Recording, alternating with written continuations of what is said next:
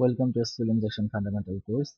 আজকে আমরা blind school injection দেখবো। আমরা প্রিভিয়াস টিউটোরিয়ালে ব্লাইন্ড স্কুল ইনজেকশন দেখছিলাম, সেটা ছিল সেকশন 9 এবং এটা হচ্ছে সেকশন 10। সেকশন 9 এবং সেকশন 10 এর মধ্যে পার্থক্যটা কি সেটা আমি এখনই দেখতে পারবেন। আর আজকে আমি কিছুই করবো না, শুধুমাত্র কোয়েরি কিভাবে ব্রেক করবেন এবং কিভাবে ফিক্স করবেন সেটা দেখাবো।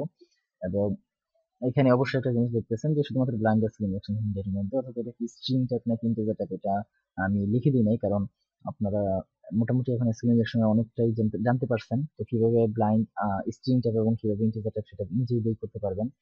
তো যে কারণে অ্যাকচুয়ালি আমি এটা লিখে দিই। আর যেহেতু এটা ব্লাইন্ড স্কুল ইনজেকশন, সুতরাং এটা সম্পূর্ণ ব্লাইন্ড, আমরা কিছুই জানি না, আমাদের সবকিছু বের করে নিতে হবে। তো যে কারণে অ্যাকচুয়ালি এখানে হিন্টের মধ্যে লিখে দিই নাই যে এটা আসলে স্ট্রিং টাইপ কিনা ইন্টিজার টাইপ।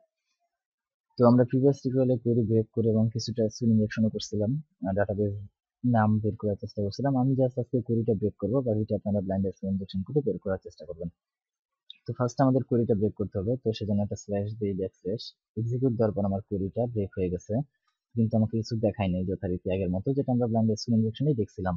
তো আমাদের এখানে গেস করতে হবে আর কি। তো ধরেন আমি কোটেশন দিলাম এবং ড্যাশ ড্যাশ প্লাস দিলাম, এক্সিকিউট দেওয়ার পর আমার ব্রেক হয়েছে, কোয়েরিটা ফিক্স হয় নাই। তো ডাবল ব্র্যাকেট দেই, সরি ডাবল কোটেশন দেই এবং এক্সিকিউট দেওয়ার পর ফিক্স হচ্ছে না, এবং একটা ব্র্যাকেট দেই তারপরও ফিক্স হচ্ছে না, একটা সিঙ্গেল কোটেশন দেই তারপরও ফিক্স হচ্ছে না। তো যদি এরকম কোনো এরকম যদি কোনো প্রবলেমে পড়েন, তাহলে হইতে পারে সেটা ইন্টিজার টাইপ, অর্থাৎ আপনার এখানে কোনো কিছুই নাই, শুধুমাত্র ওয়ান আর কি, কোনো কিছু স্ট্রিং বা কোনো ব্র্যাকেট দেওয়া যাবে না। তো শুধু এক্সিকিউট দেওয়ার পর আমার এখানে কোয়েরিটা ফিক্স হয়ে গেছে। তো এটা চেক করার জন্য আমি এন্ড ফলস দেই যে অ্যাকচুয়ালি কি এটা সত্যি কিনা। এন্ড ফলস দেওয়ার পর আমাদের কন্টেন্ট গুলো চলে যাবে। যদি কন্টেন্ট গুলো চলে যায় তাহলে বুঝতে হবে যে হ্যাঁ আমাদের এটা কাজ করতেছে। আর যদি কন্টেন্ট গুলো না থাকে তাহলে আবার ট্রাই করতে হবে কোয়েরিটা ব্রেক এবং ফিক্স করাতে। তো এক্সিকিউট দিয়ে আমার কন্টেন্ট গুলো চলে যাচ্ছে। তো যা মনে হচ্ছে যে আমাদের এটা ট্রু, আমাদের এটা ইন্টিজার টাইপ এবং এখানে কোনো কিছু দেওয়া যাবে না, জাস্ট খালি আমাদের লাস্টে কমেন্ট আউট করতে হবে, তাহলে আমাদের এই কোয়েরিটা ব্রেক এবং ফিক্স হয়ে যাবে। তো বাকি আমি কিছু দেখাবো না, জাস্ট বাকিটুকু আপনারা ব্লাইন্ড স্কুল ইনজেকশন করে বের করে নেবেন। তো অনেক জায়গায় হয়তো আপনারা দেখতে পারেন যে ব্লাইন্ড স্কুল ইনজেকশন অ্যাকচুয়ালি দুইটা টাইপ। একটা হচ্ছে যে আমরা যেটা বর্তমানে শিখছি সেটা হচ্ছে বুলিয়ান টাইপ, অর্থাৎ আমরা অ্যাপ্লিকেশন কাজ করতেছি যে এস কি ভ্যালুটা কি 100 চেয়ে বড় কি ছোট কিনা, এভাবে আমরা বের করতেছি। বাট আরেকটা টাইপ হচ্ছে সেটা হচ্ছে time based school injection, time based blind school injection.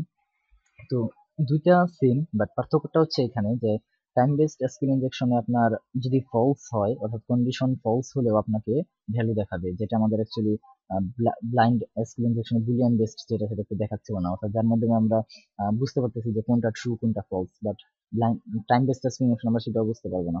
আমাদের আহ, যদি ভ্যালু ফলস হয় তাহলে ভ্যালু কন্টেন্ট দেখাবে, আর যদি ট্রু হয় তাহলে তো কন্টেন্ট দেখাবেই। যে কারণে আমাদের এটা ধরাটা একটু মুশকিল হয়ে যায়, তো যে কারণে আমাদের টাইম বেস্ট করতে হয়। তো যাই হোক, আমরা সেটা আমি এখন দেখাচ্ছি না ব্লাইন্ড স্কুল ইনজেকশনটা, টাইম বেস্ট ব্লাইন্ড স্কুল ইনজেকশনটা, কারণ এটা একটু অ্যাডভান্স এবং আমি এটাও শিওর না যে আপনারা ব্লাইন্ড স্কুল ইনজেকশনটা ঠিক মতো বুঝতে পারছেন কিনা, শিখতে পারছেন কিনা, কারণ ব্লাইন্ড স্কুল ইনজেকশন ডাবল করে স্কুল ইনজেকশন এটা একটু অ্যাডভান্স।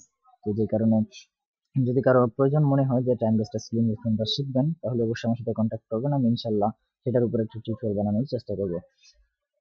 ওকে, তো এই টিউটোরিয়ালটা এখানেই শেষ করতেছি এবং খুবই ছোট একটা, জাস্ট খালি আমি কোয়েরিটা ব্রেক করে এবং ফিক্স করে দিলাম।